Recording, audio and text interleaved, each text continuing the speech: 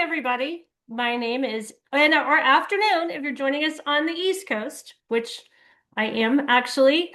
My name is Amy Miller, and I'm a trainer with TCI and have been with the company since 2005. I also have the privilege of still teaching in the classroom, and I just finished my 31st year in education. I want to start by just quickly covering a couple of the housekeeping issues because we have so much to get into with inquiry projects. Remember that our Q&A button is available to you and for you to use. Also, the chat so that everybody can see. It's been fun for me so far today to see participants interacting with each other in the chat, and I am also blessed to have Alicia and Michael by my side to help me with this. And also for those of you that need closed captioning, you want to enable the show captions option. Let's get into why we're together today. We're going to start by giving a little bit of the background on the importance of student inquiry. And then we're going to talk about the different components of student inquiry, the different types, how to implement TCI inquiry projects in the classroom, and the processing, planning, and next steps that are available for you. Let's start with a little bit of something I've heard that from the ancient world that Socrates said, which is that wisdom begins in wonder. And we definitely want to implore our students to think and ask questions. And our TCI curriculum without inquiry projects is so full of inquiry. It's all inquiry based for our students. And also, we provide teachers and students with specific inquiry projects for each unit of study. These inquiry projects help students become or put civics in action. And so it fits in beautifully with the C3 framework provided by our national advocate of social studies. And we're going to start with looking at the different types of inquiry projects. We're going to talk about structured inquiry, guided inquiry, embedded action inquiry, and student-directed inquiry. And then I'm going to take you through examples of them in your TCI curriculum. Let's start with a quote from Rebecca Bernfen, who's a high school social studies teacher who's used TCI. And I think this was very wise of her to say the hands-on experiential activities make it fun and make students feel like they are not doing work, but they are. These activities lead to inquiry-based projects where students explore multiple perspectives that they may have otherwise glanced over. The first type of structured inquiry is teacher-directed, and these are primary source heavy as they are in our TCI curriculum. And so you'll notice that I want you to take careful attention to the different steps that are labeled in the margins. So step one is developing a question, and you'll see that in a structured inquiry, the compelling question is already created for the student. In this particular lesson, which is from the Ancient World, Unit 2, Rise of Civilization, how much are we able to know about the first human civilizations? And then we set the stage. The next step in a structured inquiry is that we are going to provide them with the activity, the sources, and a specific formative task to complete. So you'll notice again that because that is teacher directed, it's going to be a very structured inquiry. You'll also notice as you get into your elementary curriculum, those of you that are elementary teachers, many of our inquiry projects in elementary are structured because our students at that developmental level need more structure. I'll show you what that looks like today. But again, going into the steps that are here in front of us, step 3 is we want them to take that evidence and culminate it create a solution or take a conclusion and justify it with evidence. And so one of the things you're going to find with our inquiry projects is they have a lot of ELA connections as well. They stake their claim and they justify it with evidence. And in a structured inquiry, we are giving them the information to pull the evidence from. They're still doing the work. We're just guiding them along the path. So even though they're doing the work, we are just making sure that they are using the resources that we provide them in a structured inquiry. And step 4 of all of our inquiries is taking informed action. You have this information. Now, what are you going to do with the information? And that step 4 is critical because that is what helps us create citizens in this country who are ready to be active participants and not just standing on the sidelines watching our country and our citizens take action. We want them to be active participants. So that step 4 is important. You'll see that sometimes our step 4, it may be something the students may be creating a poster or maybe writing a letter, or maybe they're just going to create a presentation about something. And that's perfectly okay. We are helping them become active citizens in our communities. So again, the structured inquiry is very much teacher directed. At the middle and high levels, it's primary sources heavy. You'll see what that looks like at the elementary level. I'll show you an example of it. But let's move on and talk a little bit about a guided inquiry. Now, a guided inquiry is still going to have those same 4 steps. We start with a compelling question. In the guided inquiry, we also give them the compelling question. So for this one, which I took from United States Through Industrialism, would you have joined the revolution? Now you'll notice with this that they can come to their own conclusion. It could be yes, it could be no. They still have an active voice in this. Step 2, they're going to use the sources that we provide and give them a task. But then with the difference with this is they are using that information to guide their thinking on whether they would or would not join the revolution. Step 3, they're going to take that information and consolidate it and communicate the results with evidence. Again, the summative task is an argument. An extension to the argument is provided for us. And then finally, step 4, taking an informed action. Step 3, these are actually my favorite inquiry projects because there's embedded action within it. Like the purpose of them doing these inquiry projects are to solve problems. So they're going to take on the role. So for this one, this one also came from United States Through Industrialism. This one is from Unit 4, Forming a New Nation. And again, you see this 4 steps, compelling question. In an embedded action, we again give them the compelling question. So in the first 3 that I've talked to you about, structured, guided, and embedded, we are providing students with the compelling question. Then step 2, we give them supporting questions that they are going to have to research to find the answers. We give them the activity and the sources and the task, but they are doing the research to find the answers to those supporting questions. And then they create an argument and then they take action.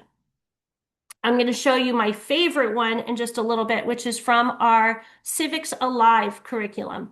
And it has to do with freedom of speech at school, which children just love having debating, using their freedom of speech to debate. And that lesson just does a great job of walking them through an inquiry project. There is something different about our 4th one, the student-directed inquiry. These are open-ended. Throughout your curriculum, you're going to have examples of student-directed inquiries. And in these, the students create their own compelling question. It's student-generated. They create their supporting questions to support the compelling question. They do their research. Then they create their argument and justification. And then it's still important for them to take informed action.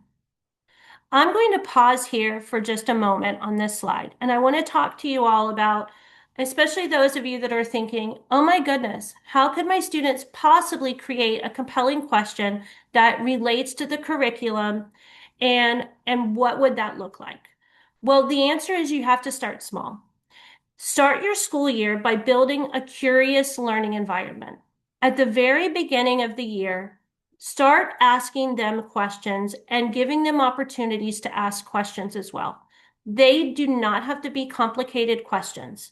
They can be something as simple as, I wonder why my teacher is showing that image on the screen. I wonder what this lesson is about. I wonder how ancient Sumer became a civilization. You can start very small with kids. Just think about creating a curious classroom. And if you start with very small statements, age appropriate for your students, you can build that questioning, curiosity, inquiry that goes beyond what we have in our texts. And that is going to be important for the open-ended student-directed inquiry. I'm going to take you into an example of this, and also I'm actually going to be working a little bit backwards. I'm going to start with student-directed inquiry and take you into our Geography Alive curriculum, because the Geography Alive curriculum is every unit has a open-ended or student-directed inquiry. So right now I'm in Geography Alive, and I'm going to click into the unit projects. And in our Geography Alive program, each unit starts with a geographic inquiry. They watch a video that introduces the region, and then they explore a compelling question of their choosing and complete a geographic inquiry. I'm going to play a portion of this for you so you have an understanding of what this looks like in a classroom.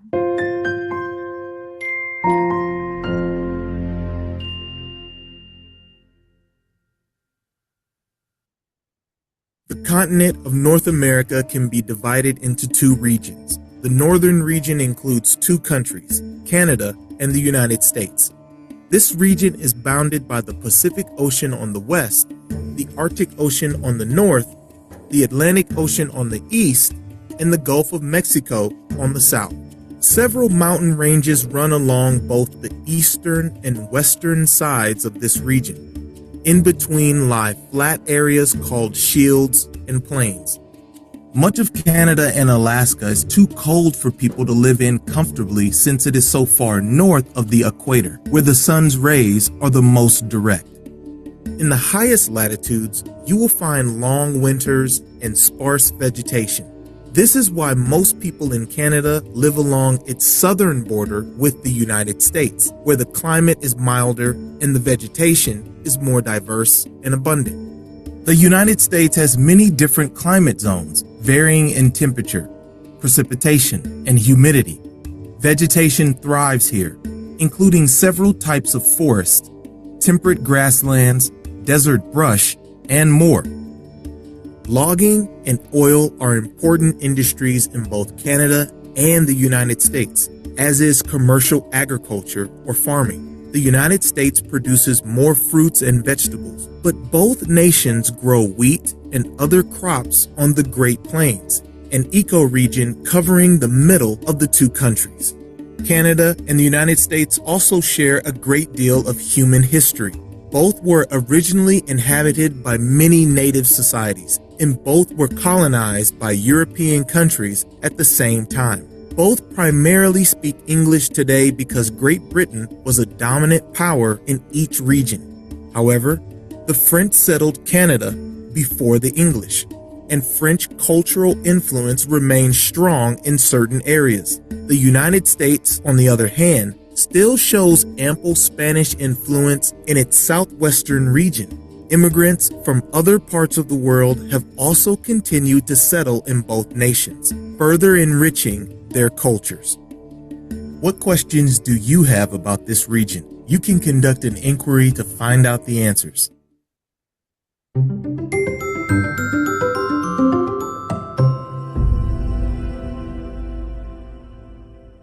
All right, so you'll see in that video, we give them some background information about what is going to be covered in the unit. And then we pose what questions do they have. So we give them steps to help guide them along the way. So it says, for example, if you have trouble generating a compelling question, return here after you have explored some of the case studies for the region. In other words, we're asking them to look through the unit. They don't need to pre-read the entire unit. They can skim, scan. I encourage them to look at the images, look at the captions that go with the images, start thinking about questions they have about what they're going to learn, and for them, because this is a student-created compelling question, what they want to learn. And that really is the important piece of an open inquiry, a student-directed, is it's what do they want to learn within the confines of how we're establishing this and supporting them in our classroom.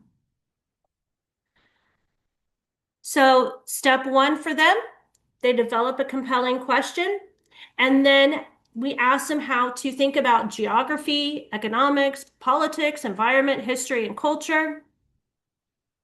And then we give them some guidelines. Does it express a problem or question that interests you? Is it open-ended and complex? Does it have enough meat that it's worth digging into? And can you propose a hypothesis that attempts to answer the question? I'm going to ask you to just take a step back for a moment, because one of the things that happens in a classroom is the students and teachers think to themselves, oh my goodness, is that really complex? Does it have enough meat? What does it mean to have a compelling question? And my best advice is that one of the beauties of TCI is that it gives us opportunities to meet our students where they are.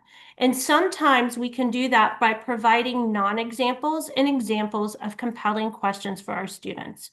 We can also ask them to look at some of the other questions that are in their curriculum textbook, or even questions from another curriculum, if you're an elementary teacher, maybe you've seen in math. What does that sound complex? We can have them start to look and investigate different types of questions that they see. And it really does support them and help them. I also want to kind of talk some of you off the cliff a little bit and let you know that it's okay if our students' complex questions need more refinement. It's where they authentically are at this point in time in their academic life. So if this is the very first time that you're using a student-directed inquiry, please support your students in making sure that their questions, if there's some substance there, just let them go with it. They will learn and they will get better as they continue to create their own compelling questions. It just takes practice. So after they write their compelling question, then they have to develop supporting questions, questions that they will answer that then they can support in finding the compelling question. And you'll see here, we also ask them to look for sources where they might find the answer to each supporting question. And what this looks like in your classroom is you're going to also, the first couple times you do this, help them identify what supporting questions are in terms of that compelling question. Then your sources. Well, for one, TCI is an incredible resource for them to use. So they definitely want to see what they can find in research within the unit of study in your textbook. Beyond that, this is a phenomenal opportunity to talk to them about sources. And we have a toolkit that I'll introduce you to in just a little bit that can help you and your students identify resources and sources rather that they can use to complete their inquiry projects, and then think about how valuable that knowledge will be as they move beyond our classrooms and into their future academic settings. Here is an opportunity to evaluate their sources that they used. And there again, we have the toolkit to help support you and your students. We want to make sure that they understand how to determine whether a source is reliable. So they're going to record their information in this graphic organizer. They're going to identify the source that they used, and then they have to say why it is reliable.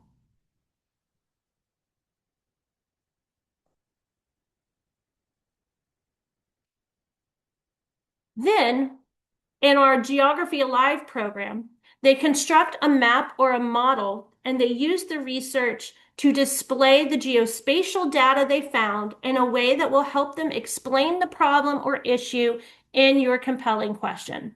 In our other programs, it looks a little different. They're not creating geospatial models or the data, rather. They are writing out their research that they found. But in our Geography Alive uh, curriculum, they are creating a map or a model. Step 5 in our geographic inquiry is to communicate the conclusions with evidence. And you may have noticed that when I first showed you the slides about the inquiry and the different steps, that we stopped at step 4. In the Geography Alive program, we've broken those into smaller steps to support our students in the student-directed inquiry. We still, however, are creating an argument to answer the compelling question and using evidence to support our position. And then finally, take action. How do you want to communicate your findings? You may want to make a presentation to share with your peers or adults. You may choose to form a group to help solve the problem. In the space below, write an outline of the next steps you will take. Again, the really cool part about this is that your students are expressing how they're going to take informed action. Then you as a teacher may say, great, I love the outline, go make a presentation. Or we want you to create a poster that has your information. You get to choose whether or not they actually move forward in doing the action. But every one of our inquiry projects asks students to describe how they will take informed action. And we also have a taking action toolkit for you. And that is a resource that we're going to share with you during this session. So I just walked you through the student-directed inquiry in the Geography Alive component. I want to take a moment to show you what that looks like in one of our other, our other programs. And for that, I'm going to take you into United States Through Industrialism and Unit 1.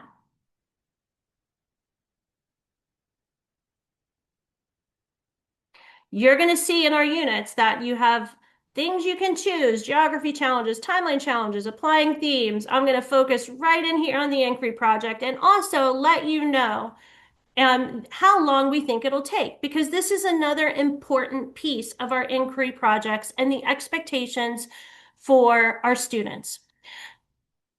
It's going to depend a little bit. And I say that because if your students are creating their own inquiry project and developing their own compelling question, our students are going to need a little more time for that. This is however, if we can support them along the way,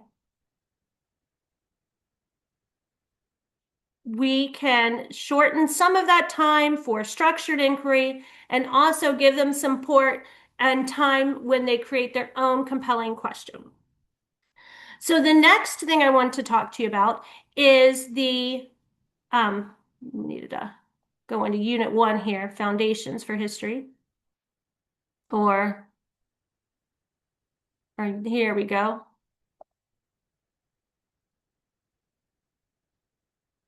And again, this particular student-directed inquiry, let's go ahead and get into this one. They skim the lessons. They begin to brainstorm a list of questions. So you'll see similarities between the Geography Alive program I showed you and the United States Through Industrialism program.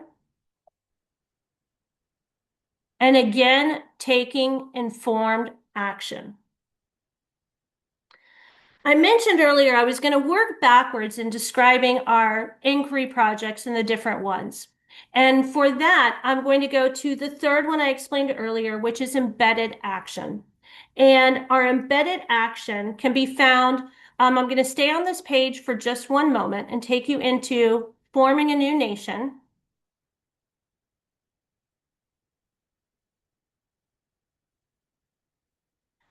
Remember that with our other inquiry projects, we provide them with the compelling question.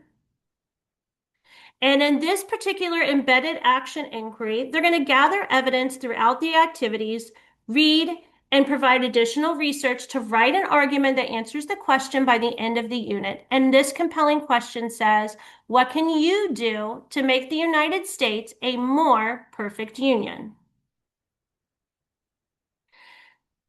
I also mentioned that I want to take you into one of my favorite ones, which is in the civics program. And in our Civics Alive Foundations and Functions, in Unit 4, students are learning about the rights and responsibilities of citizens. And while some of our inquiry projects start with videos, others are without video, this video I find to be very helpful in setting the scene, so I'm going to play this one for you. In 1965, students Mary Beth Tinker, John Tinker, and Christopher Eckhart wore black armbands to their Des Moines, Iowa schools to protest the Vietnam War. This violated school district policy, and all three were suspended. The students' families sued the Des Moines School Board, and the case eventually went to the highest court in the country. In 1969, the Supreme Court ruled in favor of the students. It stated that the students' right to wear armbands was protected as free speech under the First Amendment. However, the court also acknowledged that schools can censor speech if it causes material interference with school activities. This 1969 decision was not the final word on First Amendment rights in schools. Federal courts continue to hear cases that challenge school policies. Sometimes the courts rule in favor of the students, and other times in favor of the schools. Each ruling helps define what schools can and cannot censor. Imagine you're an expert on speech rights in schools. A school district comes to you for advice on whether student speech is protected by law. You and your colleagues consider the scenario presented by the school district and research existing court cases to determine if the speech or behavior should be allowed in school. By doing this, you will help answer the question, what are the freedoms and limits of school speech?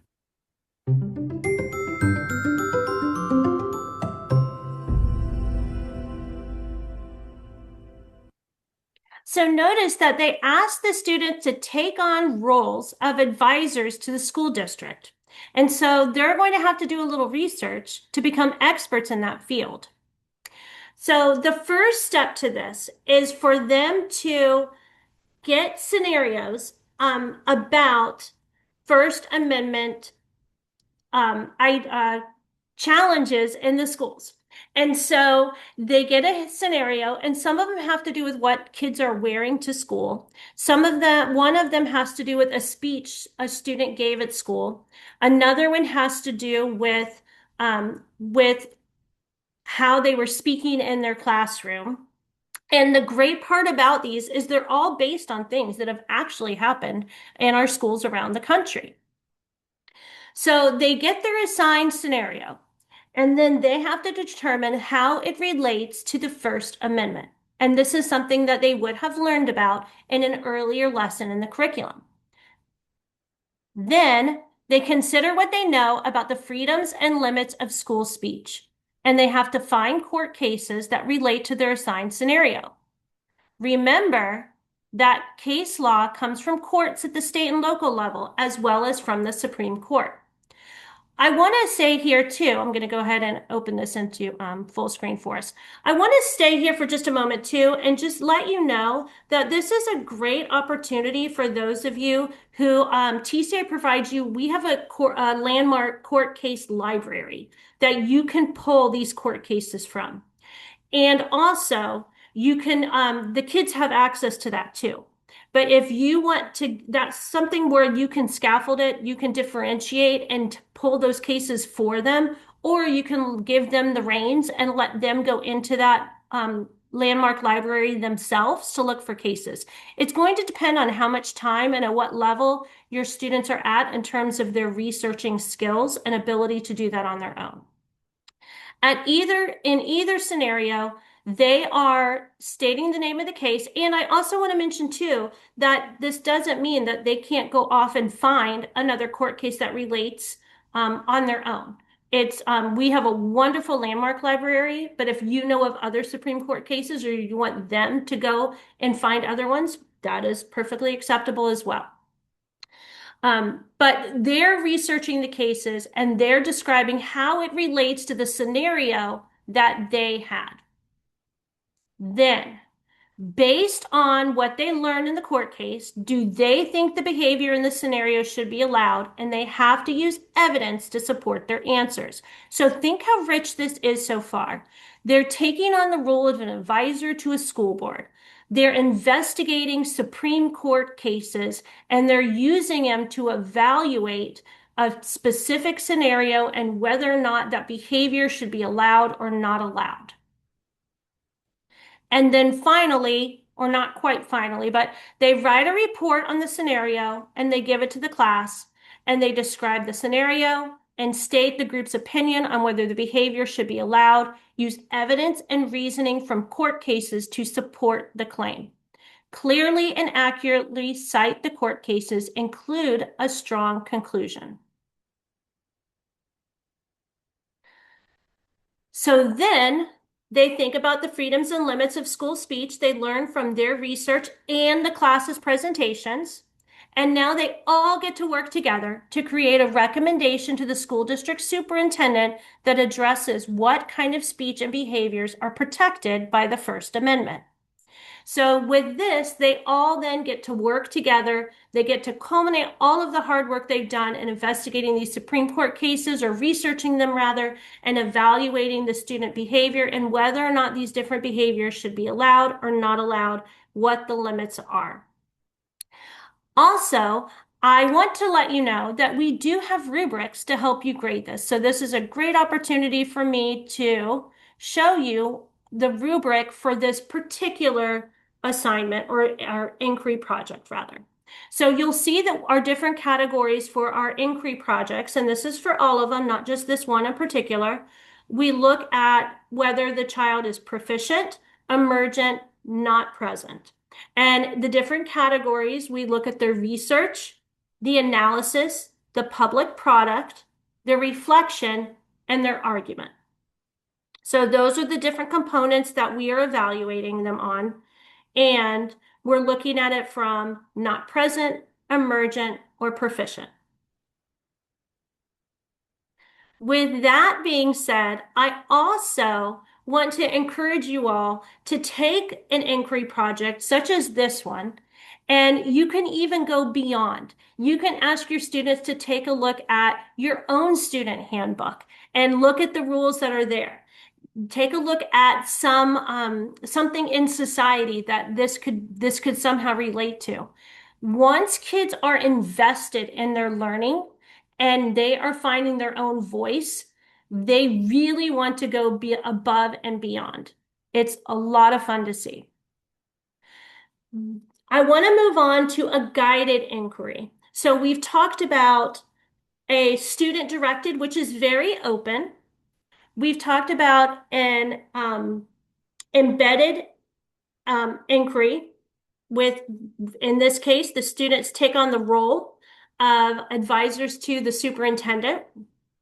Next, I wanted to show you what a guided inquiry looks like in our TCI curriculum.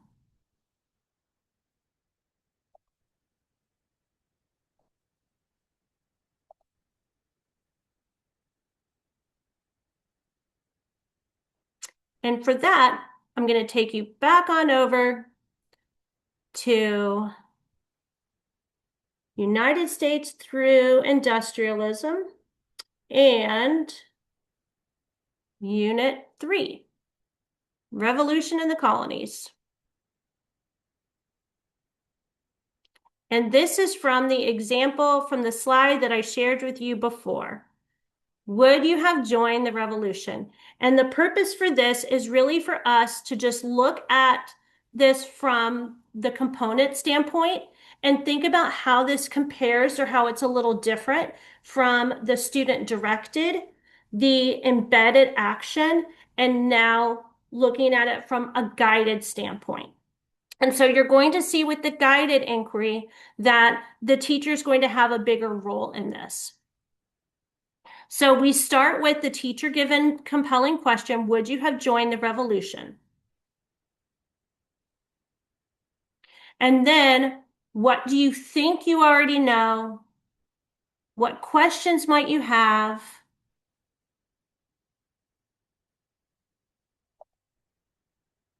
Then we give them, you'll see in the left-hand side of this, so go ahead and enter present modes or big, large screen so you can see these a little more clearly. You'll see that we give them the sources to use. And then there's a formative task for their supporting question. We give them the supporting question. These are your sources. This is your formative task.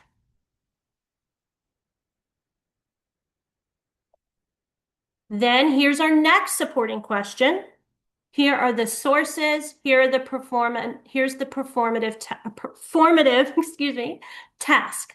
Now, one of the things I want you to think about is if you're teaching a unit and you want to use an inquiry project for that unit, then think about how these sources that we're pulling from the individual lessons in the unit for the inquiry project, how they fit together. Because you want to be mindful that if you are choosing to teach a lesson within the unit, that you highlight or point out these sources that you're using so that the kids can pull that information into their inquiry project. So what I mean by that is with an inquiry project such as this, the guided one, the kids can be working simultaneously in their lesson that you're working on in the class, as well as adding information that is relevant to their inquiry project. So you could be working on these things together. They do not have to be in isolation. I would say in a student directed, most likely that's really student paced. They look at the unit, they get into it.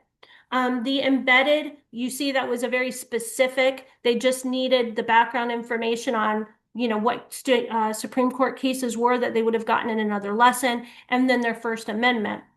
For a unit inquiry project like this one, which is guided, in a guided inquiry project, you can do this simultaneously as you're teaching the lessons in the unit.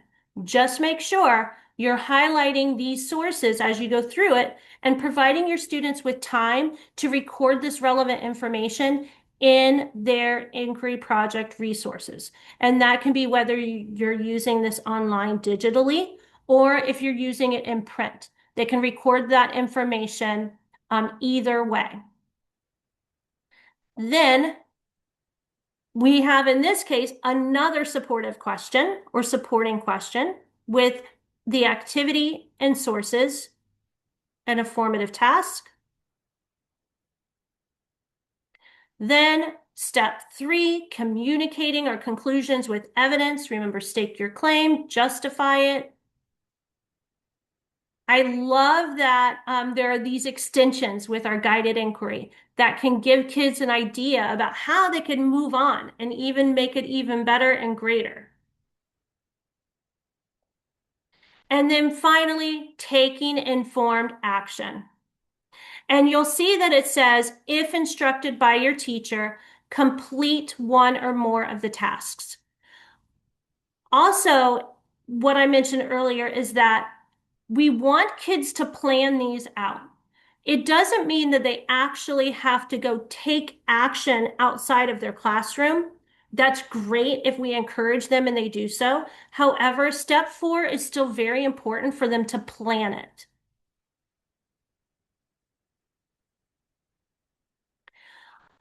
The last inquiry project that I want to introduce you to is the structured inquiry. And these are the ones that are completely teachers' hands-on. They're in the mix, and it is easy peasy lemon squeezy. And I'm going to take you back into Ancient World, Unit 2.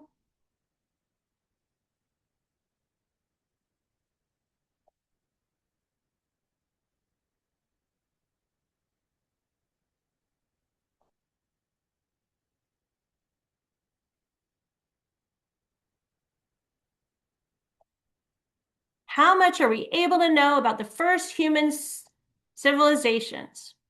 And you'll see also that when you go into our programs, you will see these little green buttons, and they're very helpful. We support you every step of the way. And here's an example. And my little example didn't pop up, but just so you know, they are there. Let me make sure I get back in where I was.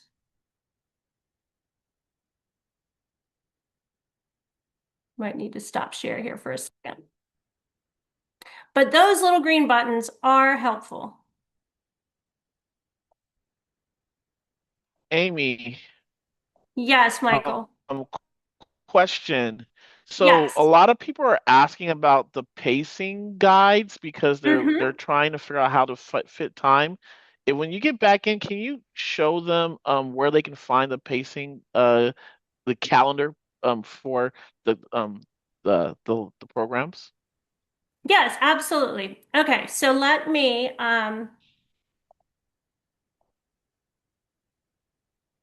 get back in here. I think there was a glitch with my with my computer. But we do have pacing guides, and we are going to let me take just one moment. Um, Michael, this is a really good time if you want to share the resources. Okay. We Yeah, have let me. the Taking Action Toolkit that we want to share. Okay. Let me see.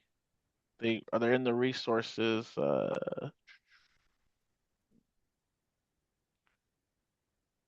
I'll get that up for you one Okay, second. yeah, that's fine. Okay, so I'll show you the pacing guide in a moment, but basically your structured inquiry, it is your steps every step of the way. And so we give them the compelling question, we give them an opportunity to think about it, think about KWL using disciplinary sources, giving them the source, and they're creating the evidence, and still step 4, that taking informed action. At the beginning, we give you an idea for how long this project will take, and then where that falls into your teaching. So if I click on the inquiry project for here, it'll tell us that they think that this was going to take about 60 minutes. In the purple toolbar of all of our curriculums for teachers' help, there is a pacing guide for everyone to see. And you'll see that we have in our pacing guide, we have the lessons and how long the lessons will take, but we want to identify the inquiry projects themselves and how long it would take for those lessons to be implemented in our classrooms. So I'm going to go back into our what we have available to help you all implement these inquiry projects in your classroom. So we have a toolkit to support inquiry, which I'm really excited about because it helps them identify sources, what's a reliable source. And then also, we are including a critical thinking skills toolkit. Now, we pulled this one for you all because even though you may find that some of it isn't quite as applicable to completing an inquiry project, there are some pieces in here that can help you. Like, for example, framing questions to research. It helps kids create questions to then research. Again, though, I want to go back and emphasize the most important thing that you can do to help your students prepare for inquiry projects is by creating a curious classroom. Our entire curriculum is built on inquiry, and the inquiry projects are students' opportunity to dive into that world of inquiry and find sources and do research and find their own voice, and then realize that they can take informed action as citizens in this country, or as people in this country, I would argue. So, with that being said, here are some examples from our Taking Action Toolkit. We support you every step of the way. So even if you're leaving here and you're thinking, oh my goodness, there's so much information, we want you to know that we are here. We have in-app professional development. We have a Facebook group that is full of educators who can help us all solve each other's challenges. Within that, you can ask a question in the Facebook group, or you can reach out and email TCI for help using the feedback and help buttons that are in your curriculum. And they are very helpful. TCI is extremely responsive. We want you to be successful implementing inquiry projects in your classroom. And Michael, are there any other chat questions that we want to address before our time concludes? Yeah, there's definitely a few in here. So, Jared asked about the section readings. He said, so you go back to the inquiry project after you do the section readings. Is that way that it's supposed to be set up? Yeah. So in the guided inquiries, you can do them simultaneously. You can go through that section in the readings with your students, and then you can say, and now I'm going to give you 5 to 10 minutes, and I want you to take the information from this section of reading in our activity, and I want you to add what you can or what's relevant to your ongoing inquiry project. Yes. Okay, we You have can do them in isolation, but with the guided inquiry, you don't have to do it in isolation. You can do it simultaneously. okay. Um, do you have any suggestions on replacement? Brian asked. Not sure. Replacements for Maybe inquiry or yeah, that's what he's. replacements for inquiry. I don't know if Brian is Um, still there. Maybe you can put in the chat, Brian.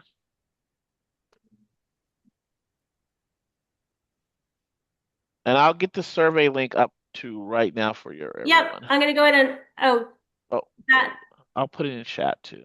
okay, thanks. See if the survey link is at the end here. There you go. The survey link is on your screen.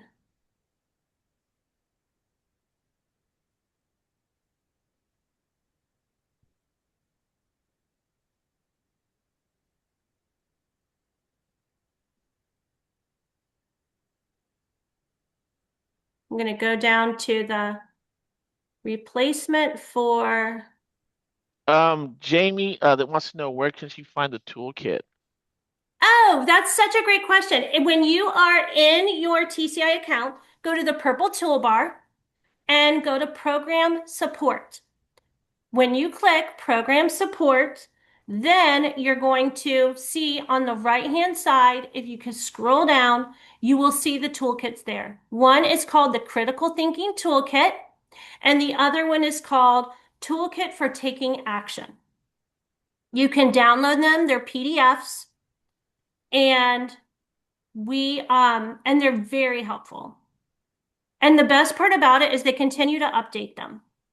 So once they start finding new information or new scaffolding strategies to help us, they update them in those toolkits and you will have it. Rachel asks Uh, how to get TCI certified. Can you talk about the coaches? I think sure. if that's the coaches camp, I mean the coaches program, or is she talking about the certificate for the uh the summit? I'm not sure. That's okay. The certificate, you'll get the certificate when you fill out the survey. And if you have loved what you've seen today and you want to become a TCI coach and grow with us, then you can scan that QR code. Also, um, if you were to go even outside of today, if you're still thinking, I'm not really sure, then you can go to our website and you can find out more information about how to be more closely connected to TCI.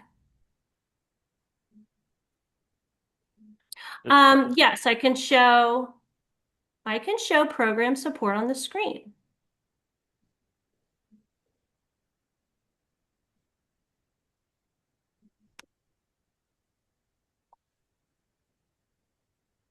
And Um, I it, I think the participants will get a certificate emailed to them. Those that yes, participate, yes. yes. So they complete the survey and then they get the certificate. You got Yep. it. Yep. And in showing you all how to find your program support or your toolkits, if you are in program in the purple toolbar, you go to support. And then Oh. this is chock full of amazing things, by the way, about how to start your year off right, how to build a classroom community. You scroll down to social studies practices, and you'll see that there is a critical thinking skills toolkit in English, and there is a citizenship toolkit, doing democracy toolkit, and then also inquiry support for taking action toolkit. And also, Brian, what Amy was mentioning that you can do the inquiry in replacing the classroom activities. Oh, yes, Yes, absolutely. yeah. Absolutely. Yes. So for example, when I talked about the student, the project, embedded inquiry for the landmark Supreme Court cases, I do actually do that and add a few elements in there from that TCI unit. hmm Absolutely. You just want to be structured and in terms of your planning and making sure you're hitting your standards that are expected of us, and absolutely you can. It's a good way to compact the curriculum. And I think that Ileana just asked where can they find that? The the toolkits. What you just mentioned about using as a replacement. Oh, that is just teacher. That's during in your planning. We don't specifically say which inquiry projects can be used to replace the lessons because that would be giving, every teacher across, we have such diverse needs across our country. However, we are, um, that would be in terms, like if you look at your inquiry project and you see the information in the unit and you want to use that to compact it so that you can cover more in a shorter amount of time, then that's that teacher discretion. Yeah. Yeah, I would just also just say yeah that using the pacing guide can be helpful to kind of decide what units you want to really focus on. But then I would just admit, like Amy mentioned, some of the inquiry projects do a better job of implementing the readings from that unit, and some of Mhm. those are probably really good options to use as replacements. Yeah, agree. Absolutely. Thank you, Michael. Rachel asks, how do I become a TCI coach and to carry a cost? No, it does not. The way you can become a TCI coach is that if you go to the professional development tab within the program, there is a in-app PD that you can take, and that will give you the steps on becoming a TCI coach. Julia, we will share all these topics in the summit. You guys should get an email that'll give you access to every single session, the ones that you couldn't go to as well. There will be a links for all sessions as well.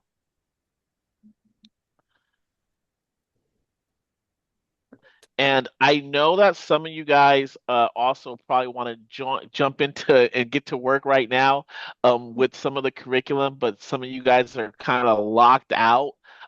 My suggestion to you would be that you can reach out to your district coordinators or if your TCI rep, if you have any, if you know who that is, and they can also help getting you some access in between the time. Because some of you guys, like I said, I know you want access, but you know that because you don't have your rosters yet, you don't get it. But there's also ways to kind of we just need to get in contact with your TCI representative, and they can help get you early access.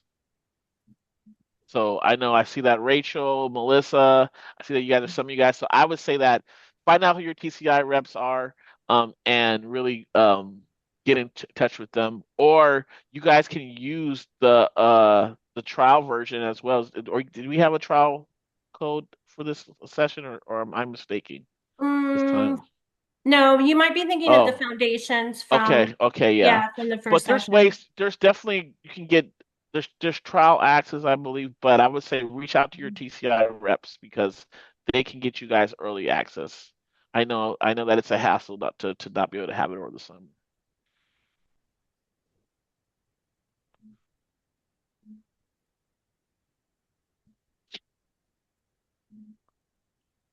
Any other I don't, questions? yeah, the whole group, we're done. Yeah. My school has No, there second is a really history. good Oh, question in here. It says my school only has the second edition of the history books. You still can, you do not need the third edition to do inquiry projects. yeah, they're in there. They're in the The presentation. digital, the in the teacher licenses, um, so Jared, you would need the teacher license for the inquiry projects. So they need to be digital. So if you have digital access, you will have access to them. Yep. Thank you, Monica. Amy did a great job. Thanks. Thanks, everybody. We are going to end this session and we wish you the very best for the rest of your summer, the beginning of your year, and the entire school year. And reach out and join our social media and also reach out to your customer consultants and each other, and we'll all help bring curiosity Yeah, and inquiry and wisdom and wonder yeah. in our classroom this year. Yeah, Laura, you will be emailing our certificates, and Alexandria, you can give feedback in the survey. That would be really helpful. If you don't have it until your accounts are up. Or you can always email info@teachtci. I'll put it in the chat. You can always give feedback through this email as well.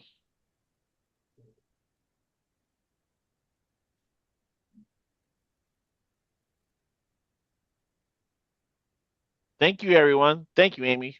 What a Thank job. you. Thank you, Elisa, Yeah, for helping us out.